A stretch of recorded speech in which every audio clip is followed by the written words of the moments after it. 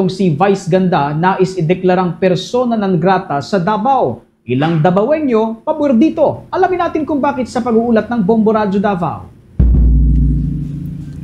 Kinondina ng ilang mga netizen si Vice Ganda matapos umanong magparinig kay dating Pangulong Rodrigo Roa Duterte sa unang gabi ng kanyang concert. Sa isang parody segment, tila tinutukoy ni Vice ang kontrobersyal na jet ski promise ni Duterte. Binanggit pa nito ang mga DDS or ang die-hard Duterte supporters at nagtapos sa isang impersonasyon ng dating Pangulo na nagpatawa sa mga manonood. Subalit, hindi lahat ay natuwa gaya ng isang Facebook user na nagpakilalang Davaoenyo ang nanawagan sa City Government of Davao na ideklarang persona non grata ang komedyante.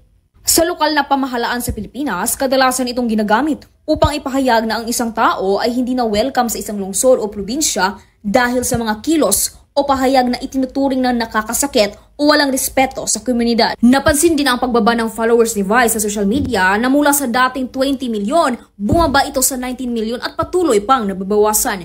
Ilang mga Davaoenyo ang sumangayon sa panawagan at nagsabing deserve umano ng komedyante ang persona non grata declaration. May ilan ding naniniwala na dapat ituloy ang persona non grata declaration upang magsilbing leksyon at mas maging maingat ang komedyante sa hinaharap. That's the power of the Davaoenyos talaga. Oo.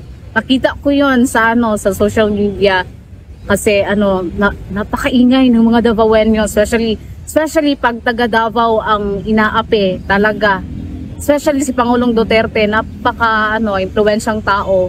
Tapos ginanon niya ba? Sana maging sila professional, especially pag nasa public sila, especially nag-perform para sa mga tao. Dapat sila kasi artist sila tapos nakikita sila ng mga tao, ang iba is iniidolo sila. Dapat maging role model sila ba for the kids, for the children. Especially sa generation ngayon, yung mga bata mahilig na manggaya, especially sa mga artist na gustong-gusto nila.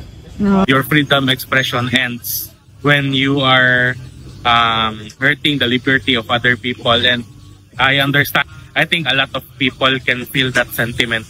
Sa kabilang banda, naglabas ng pahayag si Davao City Acting Vice Mayor Rodrigo Duterte II ngayong August 11, 2025 kaugnay sa kumakalat na umano'y persona non grata document laban sa komedyanteng si Vice Ganda. Tiniyak ng lokal na pamahalaan na peking dokumento ang kumakalat at hindi ito nagmula sa Davao City Government.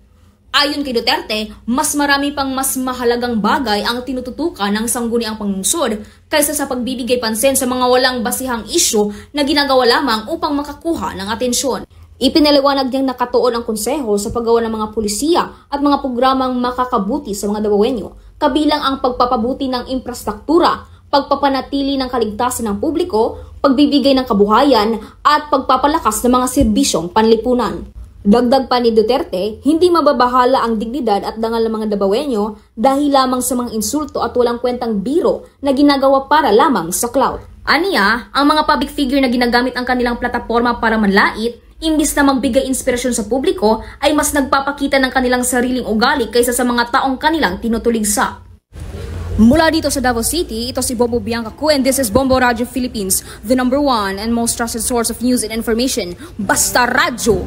Bombo! For the most trusted source of news and information, visit our website at www.bomboradio.com. Follow us on Bombo Radio mobile app, Facebook, YouTube, TikTok, and X, formerly Twitter. Like, share, and stay connected. Anytime, anywhere.